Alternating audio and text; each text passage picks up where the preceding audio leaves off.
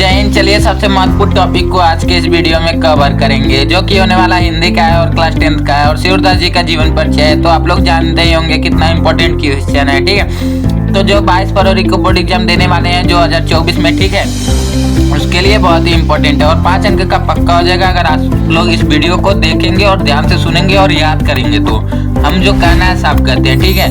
ये नहीं है कि देखने के बाद आपका पक्का हो जाएगा, ठीक है, ऐसा कुछ नहीं होता।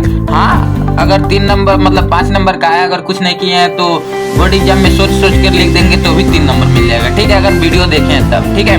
पर 5 में 5 नंबर के लिए रटना पड़ेगा, ठीक है। तो चलिए जीवन परिचय देखते हैं, ठीक है। सूरदास जी का जन्म 1478 ईस्वी में मथुरा से आगरा जाने वाली सड़क के किनारे स्थित रुनकथा नामक ग्राम में हुआ था, ठीक है। तो सूरदास जी का जन्म कहाँ हुआ था? तो 24 मार्च 1478 ईस्वी में रुनकथा गांव में हुआ था, ठीक है। और आप लोगों को एक बात और बता दे रहे हैं, ठीक है, कि तो जीवन परिचय में सन लिखिएगा या तो समोद लिखिएगा, ठीक है, दोनों में से एक ही लिखिएगा, कुछ और नहीं लिखिएगा, ठीक है। कुछ विद्वान इनका जन्म दिल्ली के निकट सिही ग्राम में मानते हैं, ठीक है।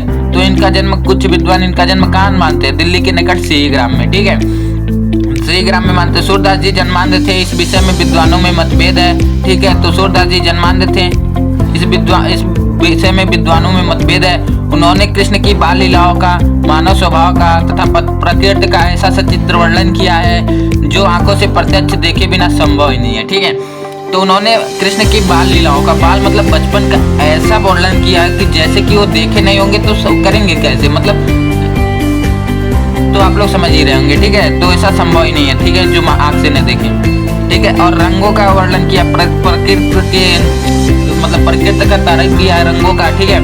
तो ये सब आंखों से देखे बिना संभव कैसे हो सकता है, ये भी आप लोग जानते होंगे, ठीक है। तो कोई बात नहीं, इसके आगे देखते हैं। और एक बात और है, ये मतलब सूरदास जी वो कृष्ण के भक्त थे और तुलसीदास जी राम के भक्त थे, तो ये ध्यान रहे, ठीक है। ऐसा नहीं है कि राम जी मतलब ये सूरदास जी राम के बारे में नहीं लिखे हैं, पर ज्यादा क्रेडिट उन्हीं को जाता है, ठीक है, आप लोग समझ रहे होंगे, ठीक है। उन्होंने कृष्ण की बाल लीलाओं का तथा मानव स्वभाव का ऐसा सचित्र वर्णन किया है जो आंखों से प्रत्यक्ष दिखे बिना संभव ही नहीं है। उन्होंने स्वयं को जन्मांध कहा, ऐसा उन्होंने लाक्षणिक रूप से तथा ज्ञान चक्षु के अभाव में कहा हो सकता है, ठीक है। उन्होंने स्वयं को जन्मांध कहा है, वो बात मानते हैं, ठीक है, पर ऐसा उन्होंने लाक्षणिक रूप से अथवा ज्ञान चक्षु के अभाव के लिए भी कहा हो सकता है, ठीक है। तो ऐसा भी हो सकता है कि कोई आदमी झूठ बोल रहा है तो उसके पीछे वो नहीं है कि वो झूठा हो गया, ठीक है, कोई किसी के कारण में भी झूठ बोल सकता है, ठीक है। तो सूरदास जी की रुचि बचपन से ही भगवत भक्ति के गायन में थी। तो सूरदास जी की रुचि किसमें थी? भगवत भक्ति के गायन में थी, ठीक है, भगवत भक्ति के गायन में थी। इनसे भक्ति का एक पद सुनकर पुष्टि मार्ग के संस्थापक महाप्रभु वल्लभाचार्य ने इन्हें अपना शिष्य बना लिया, ठीक है। तो इनसे भक्ति का एक पद सुनकर महाप्रभु वल्लभाचार्य ने इन्हें अपना शिष्य बना लिया और इन्हें अपने श्रीनाथ जी के मंदिर में कीर्तन करने का भार सौंप दिया, ठीक है।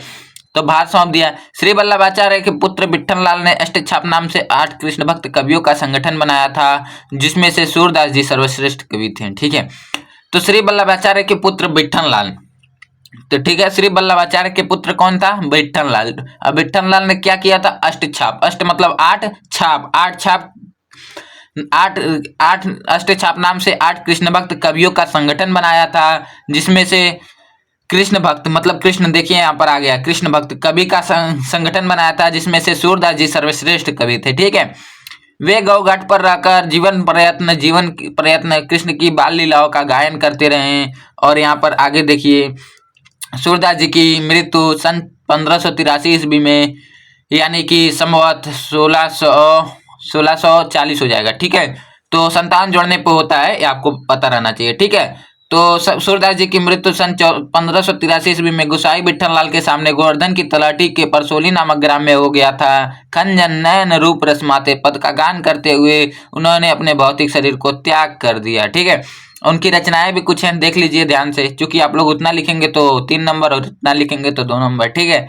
तो सुर तुलसी बिहारी 3 का रट लेंगे ना तो आपको 5 नंबर मिल जाएगा। उधर आचार्य रामचंद्र शुक्ल और जयशंकर प्रसाद का, ठीक है, 3 2 5 लिख देंगे तो 10 नंबर आपका पक्का हो जाएगा, ठीक है। तो सूरदास रचनाएं हो जाएगा सूर सागर, सुर सरावली तथा साहित्य लहरी, ठीक है। तो इतने रचनाएं 3 लिख दीजिएंगे तो आपको भी हो जाएगा, ठीक है। तो यहाँ पर पूरा लिख लीजिए और रट लीजिए, ठीक है। तो ठीक है, मिलते हैं नेक्स्ट टॉपिक के साथ नेक्स्ट वीडियो में, तब तक के लिए जय हिंद, वंदे मातरम।